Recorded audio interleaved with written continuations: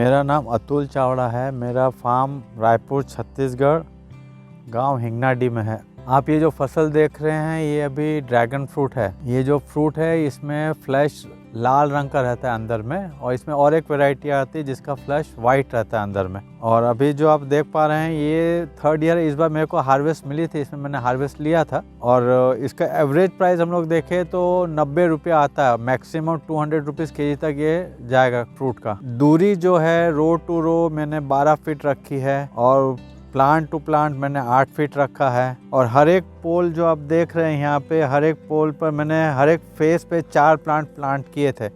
4 plant को हम लोग ऊपर ले जाते हैं, ऊपर से फिर यहाँ उसको ब्रांचिंग होने देते हैं। जितना ब्रांचिंग होगा उतना उसमें फ्रूट सेट होगा। तो एक प्लांट जैसे अभी हमने परचेज किया उसमें 22 रुपये आया था, तो प्लांटिंग मटेरियल का कॉस्ट लगभग आपका 100 रुपीज़ आ जाएगा एक पोल पे। फिर ये सीमेंट पोल है, ये लगभग 130 रुपीज़ प्लस कुछ कॉस्ट आया था मेरे को 3 साल पहले। और ये व्हील मैंने बनाया था खुद अपने यहाँ पे डाइकास्ट करके, तो समझ लीजिए 300 रुपीज़ आपका ये सपोर्टिंग स्ट्रक्चर का कॉस्ट आएगा। और ईल्ड लगभग ये आपको 1.5 ईयर्स में वो चालू हो जाता है। आप थ्रू आउट द ईयर कभी भी लगा सकते हो। गर्मी में इसको सनबर्न से बचाना पड़ता है। आप देखेंगे तो यहाँ पे जो प्लांट है बीच में एकदम सूख गया है। वो धूप में इसमें कुछ क्रॉप प्रोटेक्शन नहीं था, तो प्लांट बीच में एकदम ख़त्म हो गया था। और इसकी हार्वेस्ट चालू होती है वही सितंबर के से लेकर के जनवरी तक मैक्सिमम ईल्ड मिलता है इसमें। और फ्रूट वेट है इनका लगभग 200 ग्राम हायर साइड में आता है, 200-250 ग्राम तक आता है। और मार्केट में एक्सेप्टेंस है, आदमी प्रेफर कर रहे हैं और अच्छी क्रॉप है इसमें। हाँ, इरिगेशन के हिसाब से देखा जाए तो पानी भी कम लगता है। जहाँ पानी के एरिया कम है, पानी वाटर सप्लाई कम है, पानी ज़मीन में कम है, वहाँ इसको किया जा सकता है। और मैंने अपने इसमें इंटरक्रॉपिंग भी की है। अभी जैसे प्याज लगी हुई है इसमें। ड्रैगन फ्रूट का जो बेड है उसको मैंने वेपोराइजेशन कम हो, सॉइल में मॉइस्चर मेंटेन है, उसके लिए मैंने पुदीना से उसको कवर करके रखा था। और इसके क्रॉप फ्रूट की कीपिंग क्वालिटी भी है, ऐसा नहीं है कि आपको हार्वेस्ट किया और तुरंत आपको मार्केट भेजना है।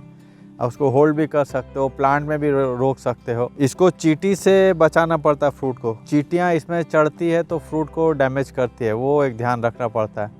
और स्प्रे में भी बहुत कम है, जैसे फंगिसाइड वगैरह एकाध लगता है, M45 वगैरह से ज़्यादा स्प्रे की ज़रूरत नहीं है। पर यहाँ पे आप इसका स्पेसिंग देखा जाए तो 12 बाई 8 में है, तो 96 स्क्वायर फीट पे है। तो एकड़ में लगभग अपने को 2000 प्लांट्स लगेंगे। हर एक पोल पे 4 प्लांट्स लगते हैं। 500 अपने को स्ट्रक्चर लग जाएगा ऐसा पोल वाला। और ईल्ड हम लोग पकड़े तो ईल्ड मिनिमम से लेकर 200 मन आता है एकड़ का। ट्रूनिंग वगैरह ठीक से रहा, ब्रांचिंग अच्छी रही तो वो हायर साइड में जाके मैक्सिमम 400, 400-500 मन तक भी जा सकती है ईल्ड। तो अभी तक जहाँ तक हम लोग को बेस्ट अल्टरनेटिव जो लग रहा है सीमेंट वाला स्ट्रक्चर है। बैम्बू का भी कर सकते हैं, पर इतने बड़े एरिया में बैम्बू करने जाएंगे तो भी प्रॉब्लम है, वो सर्वाइवल नहीं है, लंबा नहीं चलेगा, क्योंकि ये क्रॉप तो लंबी चलती है ना। अनुभव है यहाँ पे मैक्सिमम फार्मर्स के पास में जो है ये स्ट्रक्चर ये सीमेंट वाला ही है। मैं यहाँ पे नर्सरीज भी तैयार करता हूँ। मेरी जो फार्म है वो सगुन सुपर सीडलिंग के नाम से है।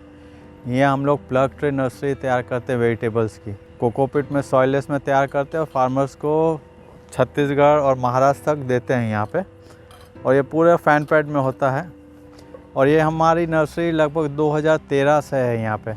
वेजिटेबल्स में सब जैसे कैप्सिकम, चिल्ली, टोमेटो, कॉलीफ्लावर जैसे रिक्वायरमेंट है। फार्मर सीड देता है, उसको कन्वर्ट करके हम लोग सीडलिंग में देते हैं। पर एकड़ हम लोग उनसे चार्ज करते हैं। वो हमको 110 ग्राम सीड्स देगा, उसको कन्वर्ट करके मैं 16,000 प्लांट दूंगा और 1 रुपये प्लांट में उसको चार्ज करता हूँ अपना ये तैयार करने के लिए। साथ में अभी हम लोग पपाया 786 का भी नर्सरी तैयार कर रहे हैं। वो हम लोग ग्रो बैग में दे रहे हैं, 6-4 की पॉली बैग्स में हम लोग देते हैं। और ये पपाया हमारे यहाँ अभी फरवरी से डिस्पैच चालू होगा तो जुलाई तक लगता है। और फ्रूट में और हमारे पास और एक नर्सरी हम लोग तैयार करते हैं, वो है ये अपना ड्रैगन फ्रूट की।